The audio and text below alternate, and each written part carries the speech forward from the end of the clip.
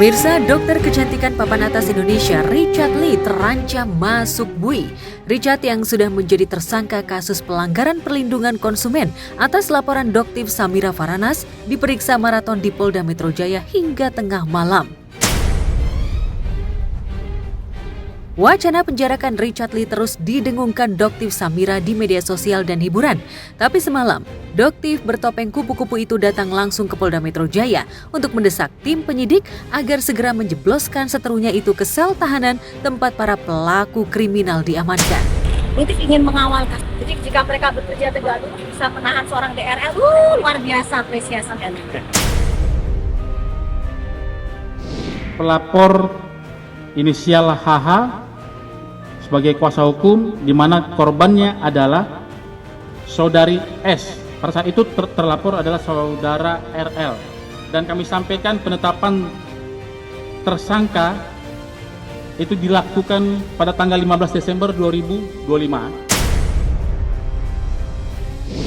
Seharusnya penyidik tuh harusnya melakukan penahanan.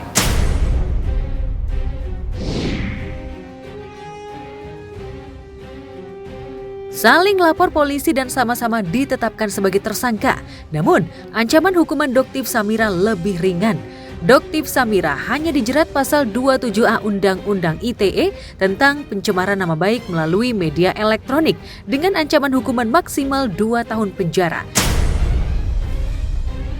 Sedangkan Richard Lee yang dituding mengedarkan kosmetik overclaim dijerat pasal pelanggaran perlindungan konsumen dengan ancaman hukuman 12 tahun penjara. Secara hukum, tersangka yang terancam hukuman 5 tahun penjara atau lebih memang layak ditahan. Jadi selain di atas 5 tahun, itu adalah mengulangi kesalahan yang sama. Ya, jadi Doktiv menabuh genderang perang kepada orang ini ya, mafioso per skincare ini luar biasa. Ininya, istilahnya tantangannya. Tapi Doktiv nggak akan berhenti. Kenapa? Karena yang Doktiv sampaikan kebenaran. Kalau tujuannya adalah pengen kasih edukasi masyarakat kan bukan seperti itu ya.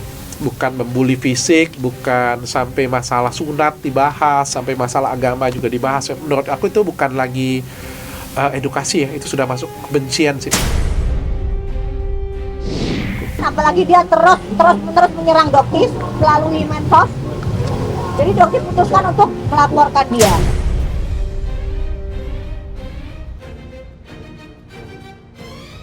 Mendekam di sel tahanan bukanlah hal baru bagi Richard karena ia pernah 2 kali dijebloskan ke tahanan Polda Metro Jaya saat tersandung kasus pencemaran nama baik dan ilegal akses. Richard Lee sempat menepuk dada ketika menang sidang pra-peradilan, sementara seterunya saat itu Kartika Putri memilih tak melanjutkan kasus hukumnya ke babak berikutnya karena ingin menepi dari hingar-bingar perkara duniawi. Sementara Doktiv Samira lawannya sekarang pantang kalah perkara dan sangat bernafsu menghancurkan nama baik serta kerajaan bisnisnya. Terutama yang DRL ini. Di mata Doktiv dia adalah kriminal, selesai. Mana ada dokter yang kayak begitu? Dia bilang dia jual DNA salmon dicopot sama dia di relabeling begitu, terus masyarakat suruh pakai produk yang sudah unsteril, udah nggak steril lagi.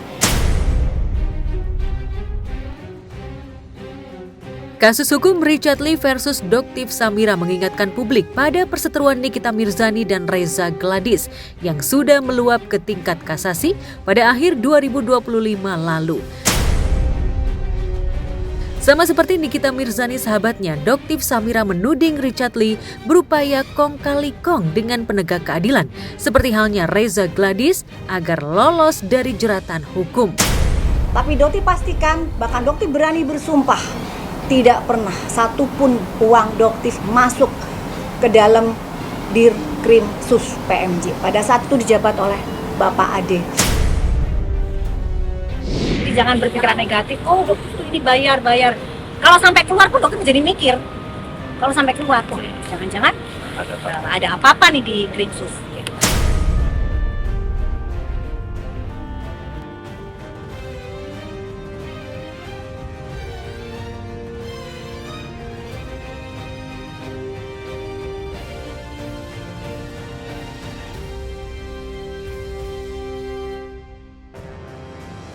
7 Januari 2026 menjadi hari merdeka bagi aktor Jonathan Frizzy alias Ijong.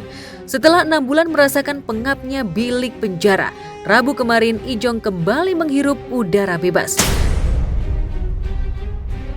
Melalui program integrasi bagi warga binaan, Ijong yang seharusnya bebas pada 8 Maret mendatang dianggap memenuhi syarat program integrasi bagi warga binaan sehingga mendapat pembebasan bersyarat. Sayangnya di momen spesial itu tak ada Ririn Dwi Ariyanti kekasihnya yang menyambutnya di luar gedung Lapas Pemuda kelas 2 Tangerang. Sebelumnya, Ririn juga nyaris tak pernah mendampingi Ijong melewati proses persidangan. Mungkinkah Ririn memutuskan hubungan sepihak karena malu punya kekasih narapidana? Lu ngomong aja. Ya jadi terima kasih pada hari ini 7 Januari 2026 karena Ijong berkelakuan baik selama menjalani masa binaan di Lapas Pemuda Tangerang, maka Ijong hari ini bebas dan berhak mendapatkan program integrasi.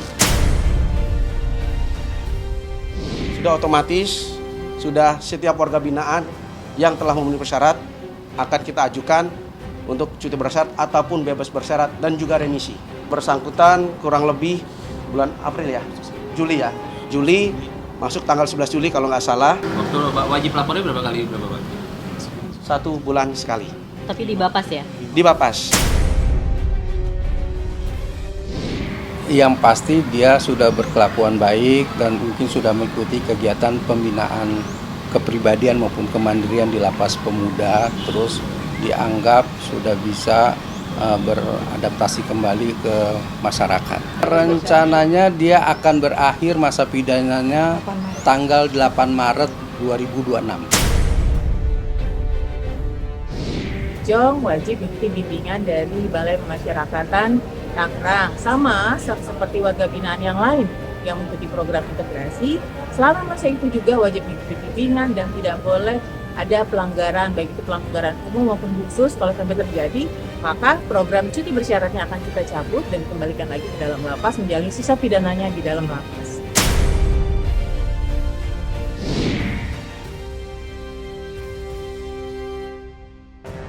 Diduga tahu Ijong bakal bebas, Ririn justru terciduk tengah liburan. Netizen ramai mengulas ihwal kandasnya hubungan Ririn dan Ijong sebelum mencapai pelaminan. Bahkan di Instagramnya, Ririn seolah nge-spill statusnya sekarang dengan membuat caption video tentang menerima keputusan dan melepaskan. Aku jatuh, ragu, bangkit, lalu belajar berdamai. Tahun ini mengajarkanku bahwa hidup bukan tentang selalu kuat, tapi tentang tetap berjalan meski pelan. Di antara berharap dan melepaskan, tentang menerima bahwa tidak semua luka harus benar-benar sembuh untuk membuatku bertumbuh. Dan meski tahun ini melelahkan, aku bertahan.